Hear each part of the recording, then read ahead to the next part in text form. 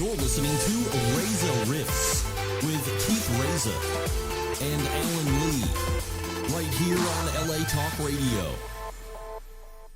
Wow, so we got a great show for you today, Rifters. The trusty sidekick Victor Pacheco is in the building, and our great guest, someone who's really helped me out a lot this year, and you've heard him on KRLA, and he has a new movie called Born Again, and it's coming out this summer, and he tours with Paul Rodriguez, and like I said, he's a guy who's really helped me out in my career, and I'm very grateful for him, and I think he's the funniest guy, and you guys are going to love him. The great Mel Garcia. Mel, how are you? Yeah, I'm good. That was a lot of hype, fucker.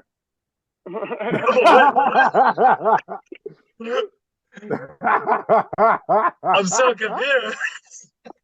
That was good. Thank you very much. But you put a lot of pressure on my ass. That's all.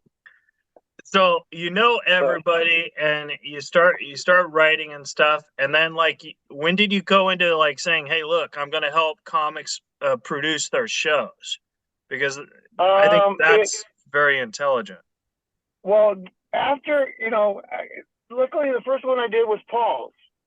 And after that, guys I did Willie's, I did a couple other guys, I produced a couple Willie specials because they felt safe, and it's sort of like a 2-for-1 deal because they had a producer and they got someone who was punching up and writing at the same time. Yeah. That's very smart. Hey, yeah. So can I ask a question right now, Mel? If it's cool. Sure. No, because your voice for writing for Pablo versus your voice on the radio versus your voice on stand-up, how do they all differ? What's the difference? Because they're internal. No, and I'm not laughing because I'm just like, dude, that's no, because it's authentic as fuck. I'm laughing because I'm just like, fuck. No, seriously. There's that big internal. That's organic. It's organic. Yeah, I can recite Pablo's fucking, Francisco's fucking skits in my head, and I in my head they're in his voice. Yeah, definitely. So when I write something, I'm not saying it out loud, and it's sort of like it'll be funny initially. It's like I'll write something and I'll be in a group of people and I'll say it and people go, that's pretty interesting. And then Paul will say the same fucking thing and they'll fucking bust up laughing. It's like, what the fuck? No, but when you call Pablo on the phone, I don't really know his real voice because whenever he talks to me, he talks in his movie phone voice all the time. Okay, yeah. It's like Gilbert Godfrey. I don't know if this is his real voice or if he's just, Right.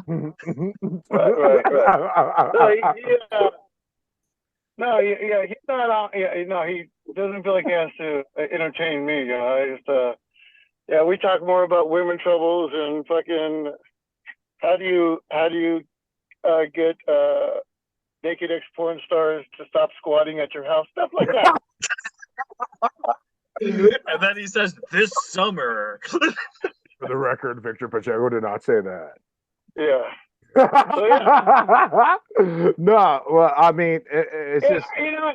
I guess that's probably why I have the sort of relationship. It's like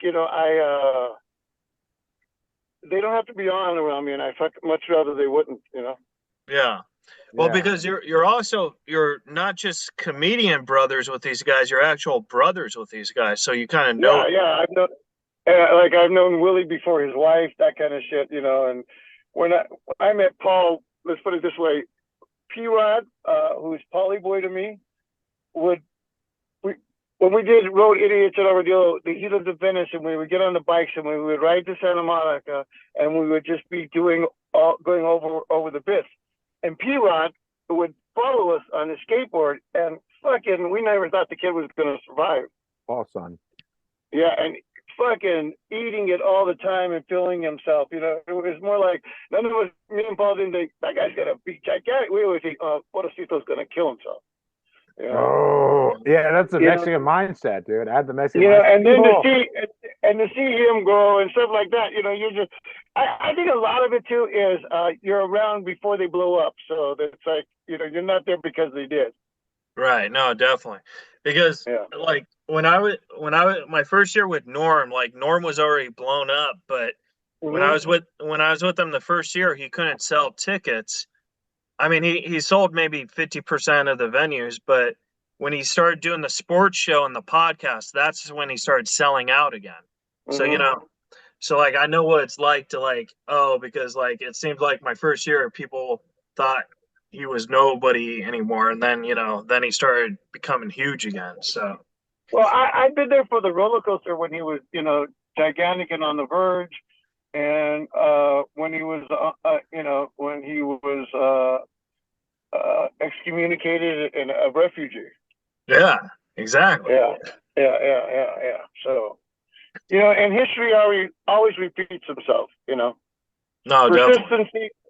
persistency will outweigh talent any day. Now, when because you also still book shows, so I wanted to ask you how do you book shows? Do you book on because there has to be a formula on when you book shows that match with, for example, with Paul and stuff. You know, like how do you think? Okay, this feature is going to match well with him. Like that's a actual talent that a lot of comics don't have. You know. Right. It's you know, you just want the terrible thing about lining up Latino shows sometimes is you get somebody who came from all you get three comics that come from Boyle Heights. You know, their experience of life and their perspective is going to be very, very similar.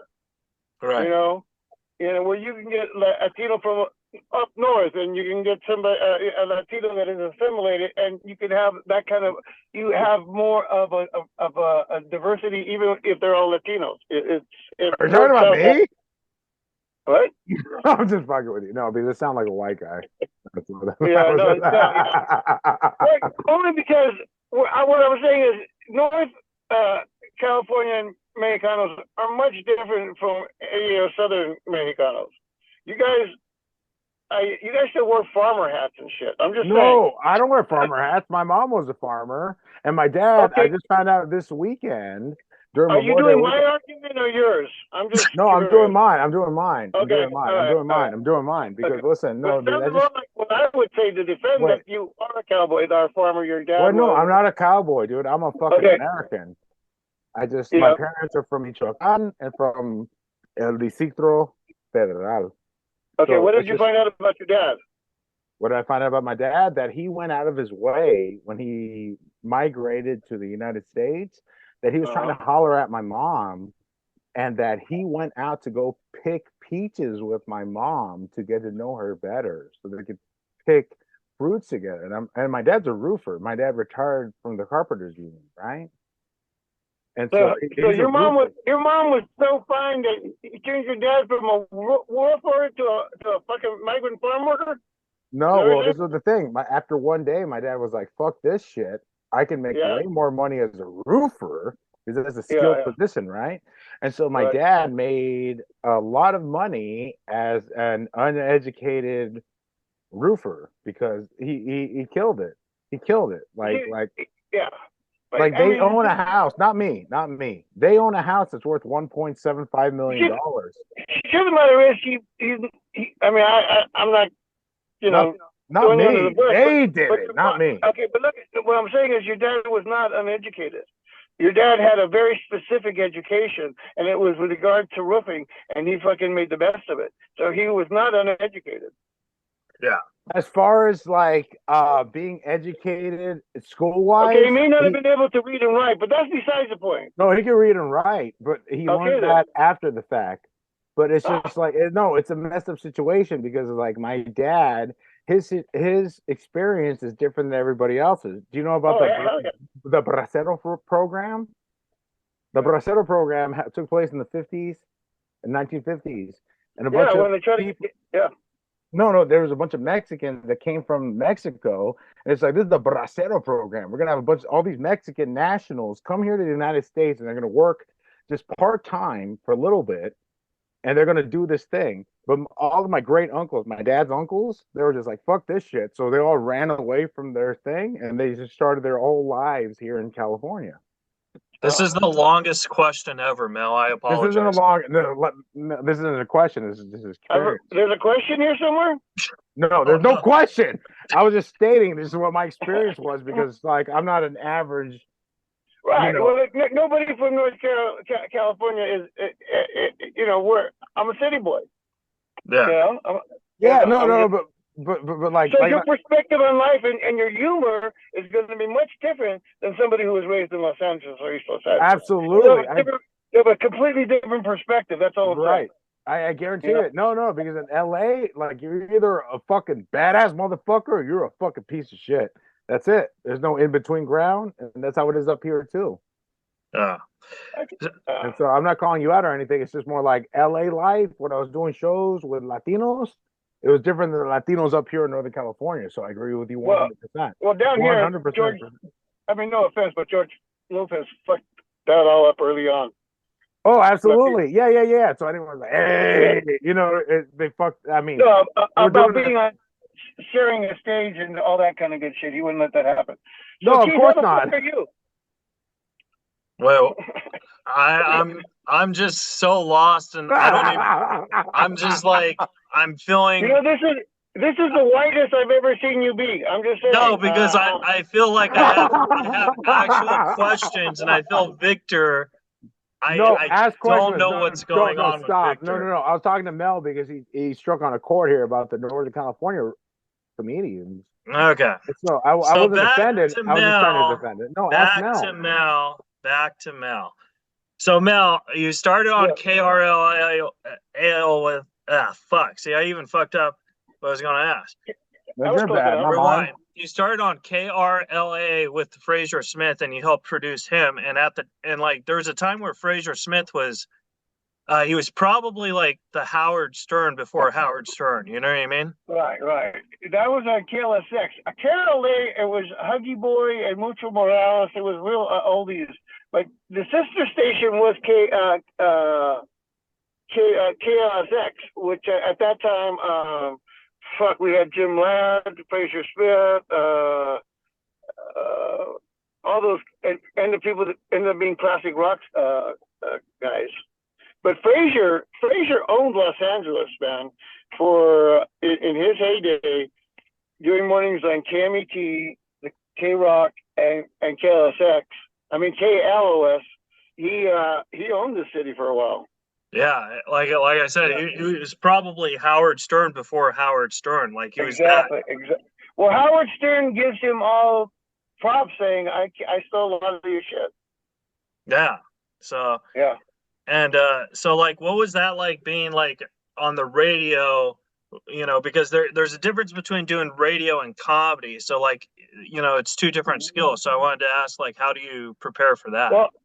Well, the last 7 years that we had at KLOS just before the pandemic, it was really like a hybrid show between a podcast and a radio show. And what we did is sort of what we talked about earlier, I wanted to be able to talk to comedians that were not on, that we could have substance about the basis of the material. Not to say that things wouldn't have been funny, but it was more of a natural conversation kind of a situation, as opposed to somebody trying to do their material on the air or something like that. Yeah. And it seemed to have worked because we got to see sides and colors of people that you normally wouldn't, or the origin of certain jokes that had become big for some comics. Are you still there? Mel, I think you muted yourself. Am I good now? Yeah, the last thing I heard was the origin of comics, and then it went blank. The origin of jokes and stuff, and how they got to a certain bits that became very popular. That was always interesting. But like Gilbert Godfrey, we had Gilbert Godfrey on, and him talking shit about his own show. He said because he was going to name it because you'd always have these flyers that are about. He goes, and he would get these old time big comics, and he goes, "I was gonna name it Quick, do my show before you die," kind of a thing. But Well, that was the one thing I wanted to ask you about Gilbert, since you know everybody, and I've only met Gilbert 3 or 4 times, and he always sounded like how he sounds, but I've heard that wasn't his real voice. I want to know, did you? No, it was. I mean, even like our own voices, you can exaggerate your own voice, and certain, like when he did the bird in Aladdin, that was that was a hybrid version of his own voice, but he spoke very similar to that thing, whatever it was. Yeah. Well, that's cool, because people make fun of my voice all the time, and I'm just like, whatever. Yeah. I don't even think I could recognize my voice. I don't. Well, I could recognize your voice now that I know you. But I mean, guys have. I mean, like people have distinct dialects. Even like a guy like Joey Medina, you can hear his voice immediately. It's not a good thing, but you can.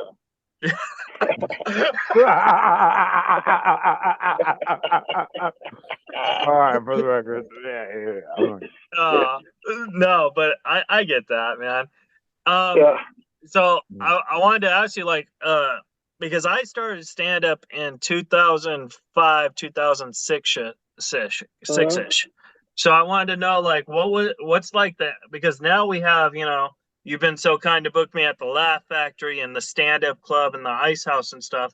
Back then, what were the club scenes like for you when you were doing it? Because it's totally different game now. I feel YouTube's killed it. See, now, I actually came out from film because I was doing rock videos. I did Twisted Sister, Pat Benatar. In fact, the I Want to Rock video is done in my high school.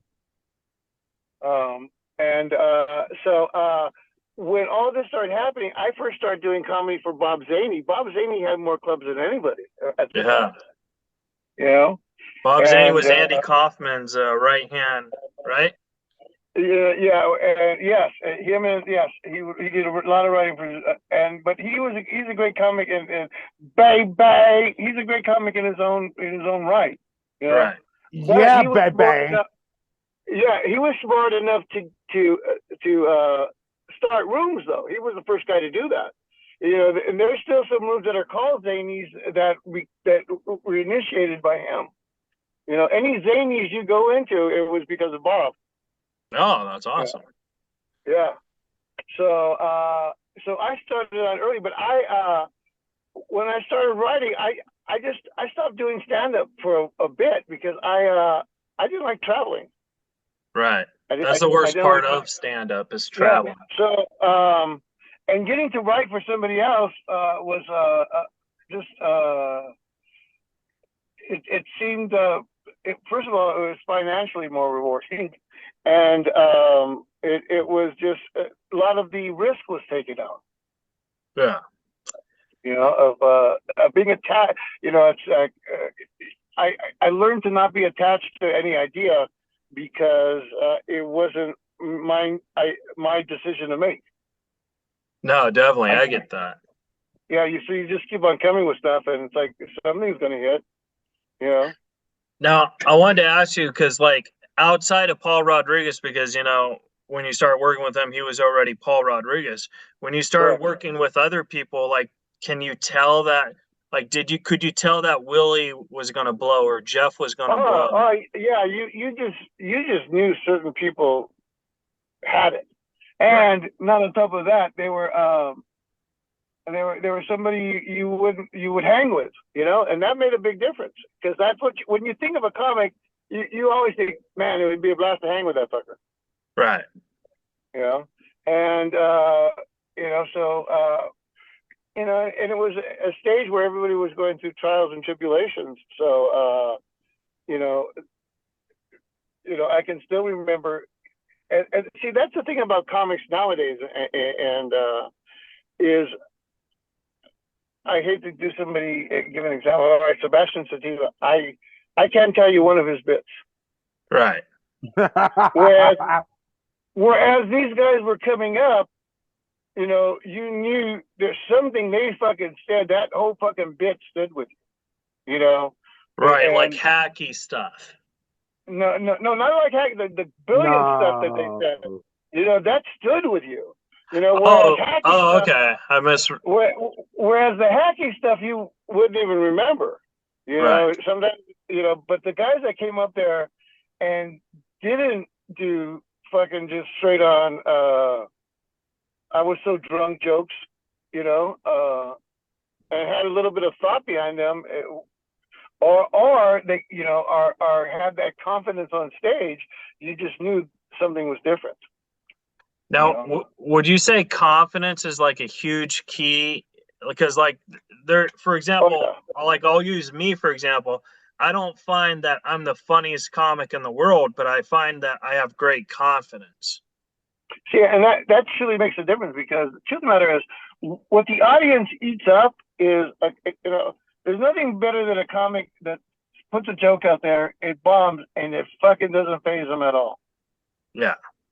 You know, in fact, he looks at the audience like, "Oh, come on, fucking, that was fucking funny. What's wrong? What the fuck's wrong with you people?" You know, there's something about that that's more what an audience eats you alive is when they see you stutter, when they see you sweat, when they see you fucking question your own self. You know, when you get nervous because a joke didn't work, or you get upset because a joke didn't work, you know, they'll fucking eat you alive. And at that moment, you know, you haven't. Why? Because you have no confidence. Exactly. Now, what ruins my stand-up game is when I get heckled. Like, I don't know if you noticed, but like when people try and heckle me, I just avoid the situation and I just move on to the next joke, because I'm not very good at handling hecklers. Fuck them. Yeah. You know, and there's certain ways to handle them. You know, it's like, for instance, I'm not sure about Pekka. Like, for instance, Paul will be on stage and there will be a fucking couple in the front row fucking about to go into chingazos.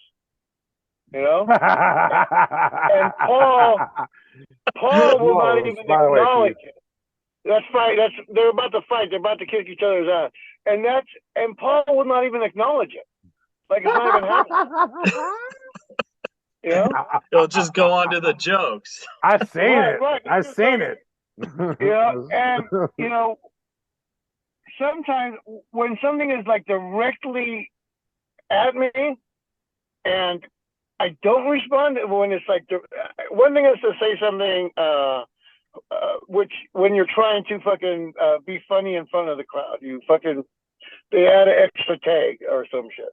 But one thing is to come at you for any particular reason, you know, like any human, the audience all of a sudden does a ooh, to see what you're gonna do.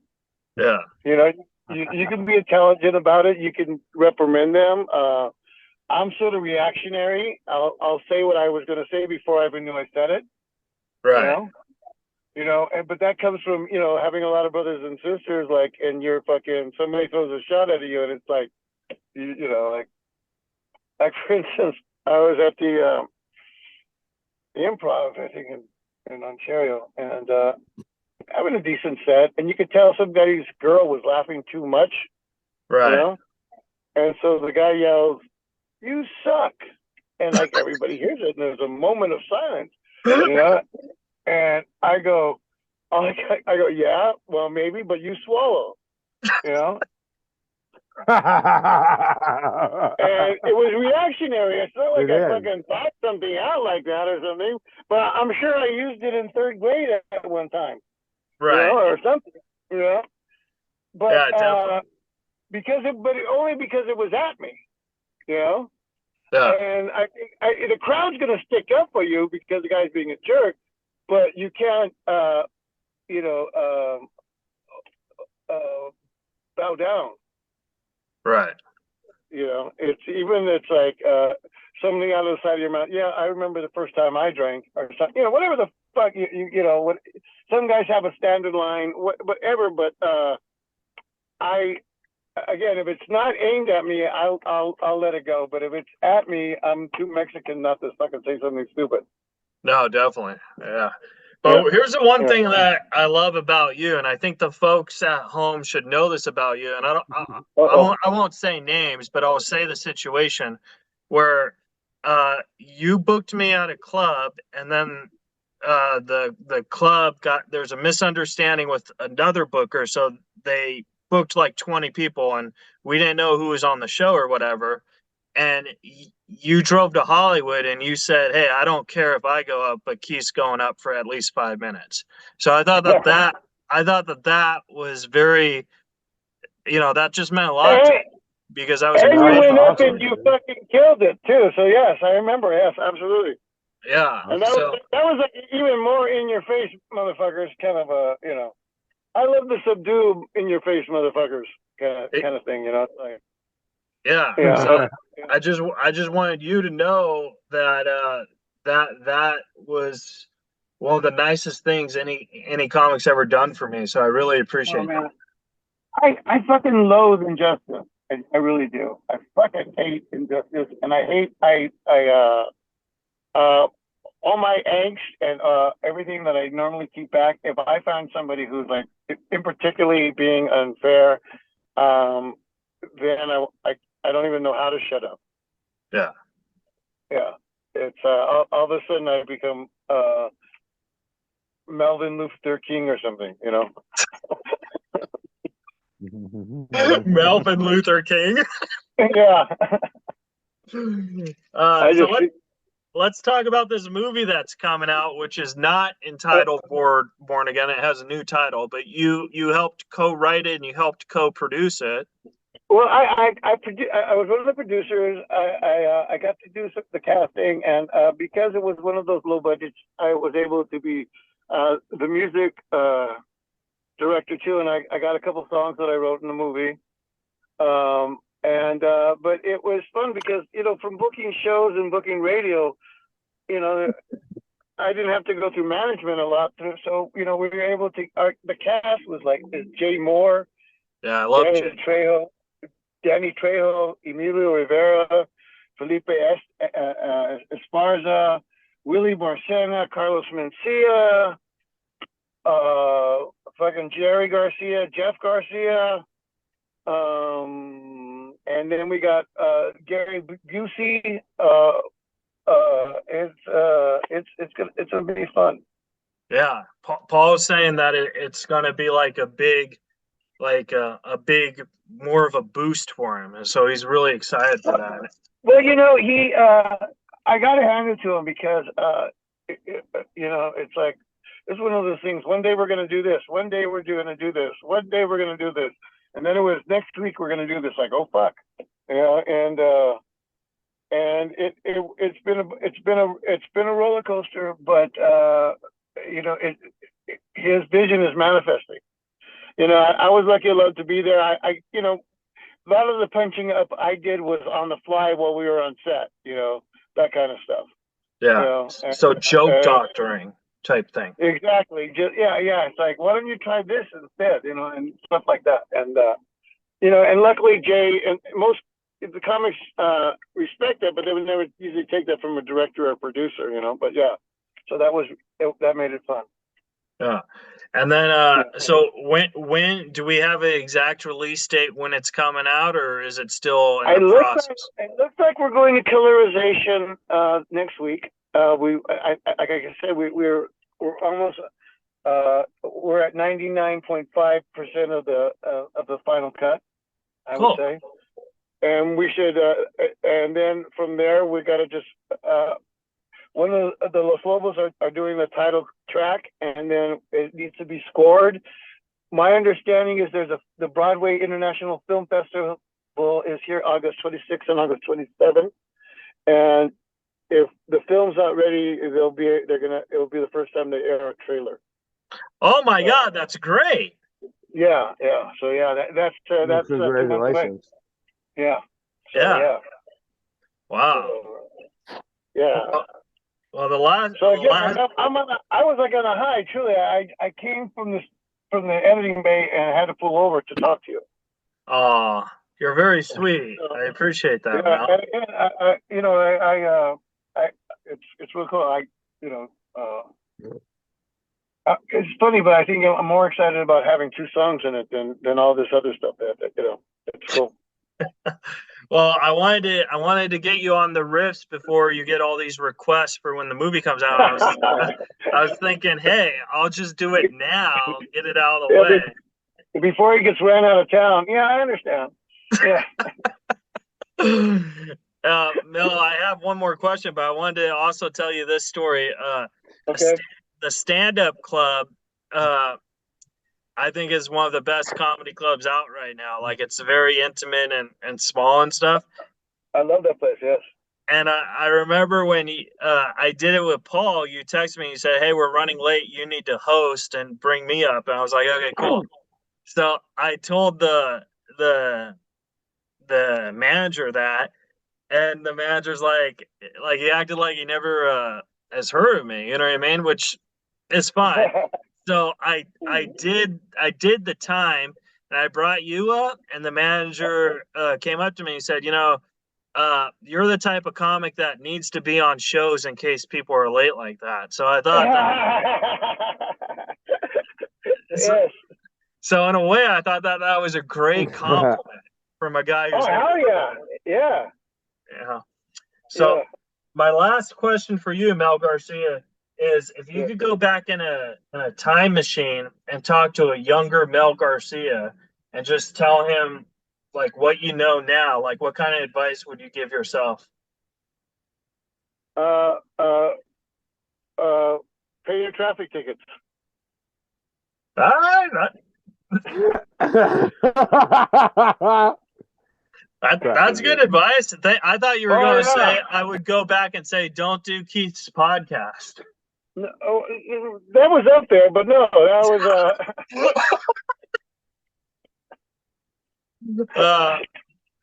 no, yeah. It's like apparently, I think somebody back in time should explain to somebody like, when you sign your ticket, you're not admitting the ticket, but you did just sign your soul and blood that you have to show up. I had this mentality like, fuck it, I didn't do it, right? And I didn't go, and a lot of warrants. Well, you know what they say, ladies like the warrants. Well, that was that stupid 80s rock band, though. Now, Victor, do you have any questions for Mel? Well, I mean, just the usual. It's just, what happens when you don't feel like you're feeling like you want to go on stage, but you have to go on stage? What do you do? I'm actually at that point grateful that I'm getting to go on stage because I feel like such shit in the first place. So it becomes therapy for me. I think the worst part is when you're too tired, right? Because it doesn't matter where your mindset is, So what do you when you're tired? Fucking bomb like a motherfucker, I think. Well, that's why I love you. You know why? When you go on stage, I've had other people tell me, hey, you know what? If you don't feel like it, don't go on stage. And you know what, Mel? You told me the real truth. Go on and fucking bomb. You're going to bomb hard.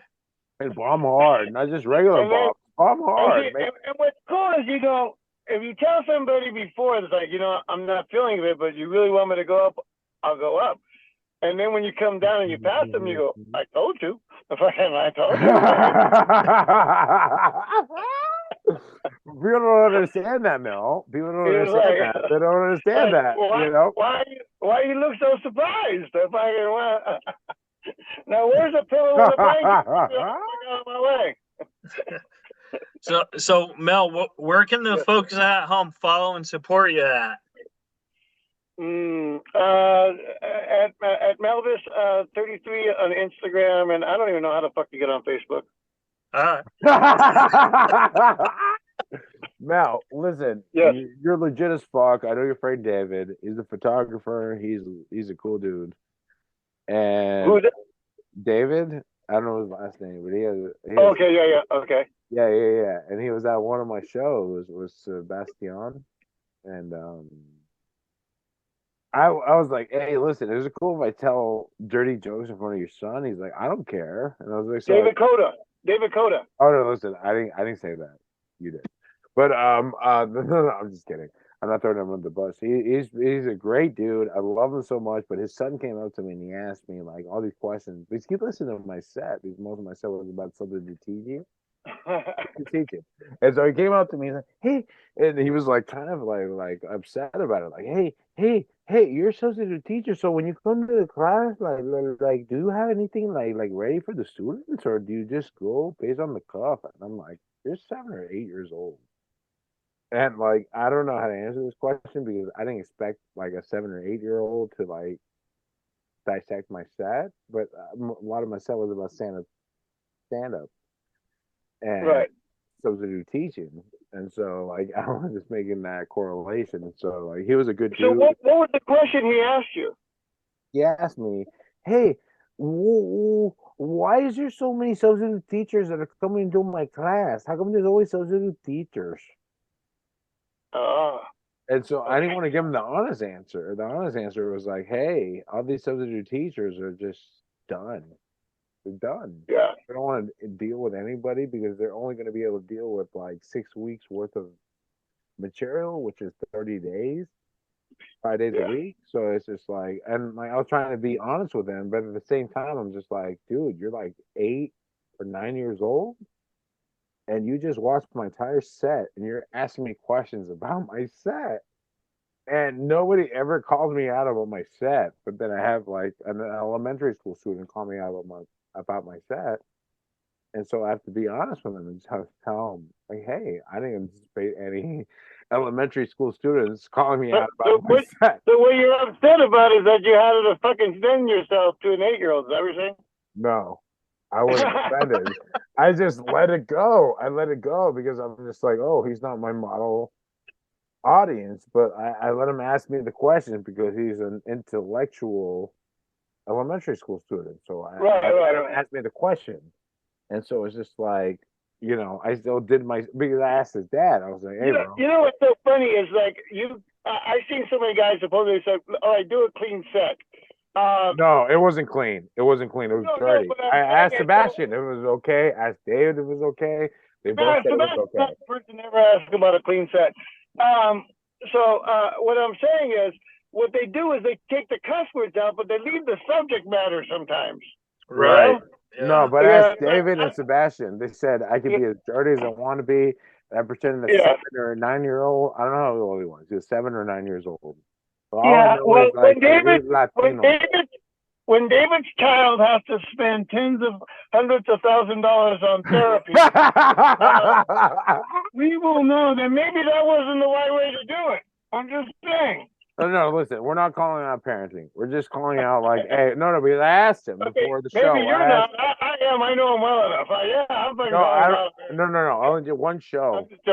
And I asked Sebastian and I asked David. Straight up. Right. Hey, can that be dirty? Is it okay to be dirty? You know what David told me? David told me. What? He said, hey, just do you, bro. What? Do you, bro.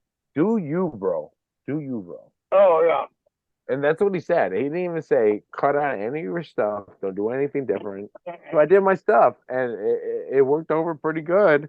But then what I didn't anticipate was that the kid, he asked me a bunch of questions about teaching because yeah. So I didn't anticipate for the child to watch my set, and then he watched my set, and then he asked me questions. He's looking at you going, his students are fucked. I'm just saying. Say that. They got no chance. They got no fucking chance. Well, Mel, hey man, I want to respect your time. Thank you so much for Reza Rifting with us, pal. And man, I appreciated it. I had a good time. Yeah, and I love you very much, and thank you for being in my life. Here, brother. Man, thank you. All right. The door opens. It's up to you what you do with it once it's open, brother. That's all. All right. Well, I'll talk to you later, and All right. you have my word. If I ever become a huge name, I'm gonna have you write for me too.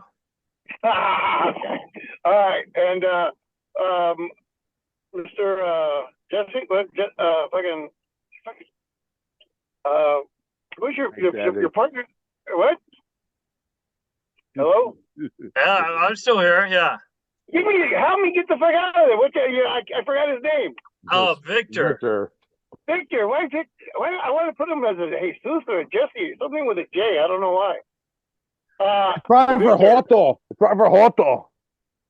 Okay, this is not a confession kind of radio show.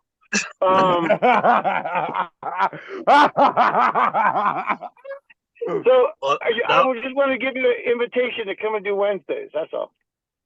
Ah. See, Victor would love to take you out. Wait, is that for Keith or for me?